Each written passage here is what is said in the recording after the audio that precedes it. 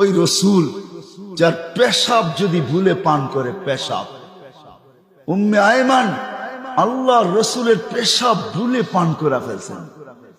আল্লাহর রসুল বুখারীতে আছে, আল্লাহর রসুল পেশাব করছেন রাত্রে কোন পাত্রে। উম্মে আয়মান পিপাসিত ঘুমের থেকে উঠছেন রাত্রে, পিপাসায় উঠায় ফেলছে, দেখছে সামনে পেলা আছে।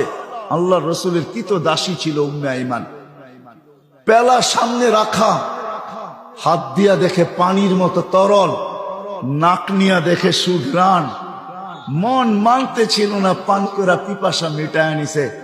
সকালবেলায় আল্লাহর রসুল যখন ঘুমের থেকে উঠছেন তো বলছে, উম্মে আয়মান পাত্রে কিছু জিনিস আছে, বাহিরে নিক্ষেপ করো। তো বলে, ইয়া রাসূল আল্লাহ, ওটা রাত্রেই করে দিছি। তো বলছে, করছিস তো করছিস কোথায়, কোথায় করছিস? বলে, ইয়া রাসূল আল্লাহ, পিপাসার তাড়নায় ঘুমের থেকে উঠে গেছি, হাতের নাগালি ছিল এটা, পানিও তরলও দেখলাম, নাক লাগায় দেখলাম এরকম সুঘ্রাণ আর কিছু হয় না, আর মনকেও মানাইতে পারি নাই, পান করে নিছি। আল্লাহর রসুল হাসি দিয়া বলছে, উম্মে আয়মান, যতদিন বাঁচবে খিদা তোর কাছে কোনোদিন আসবে না। কসম খোদার, উম্মে আয়মান যতদিন বাচ্চা ছিল খিদা আর তার লাগতো না। সাথে সাথে এটাও বলছেন, উম্মে আয়মানের শরীর আর জাহান্নামে যাবে না। আমি নারায়ণগঞ্জবাসীকে একটু বলতে চাই যে যার পেশাব বুলে পান করলে ক্ষুধা জীবনে আসে না,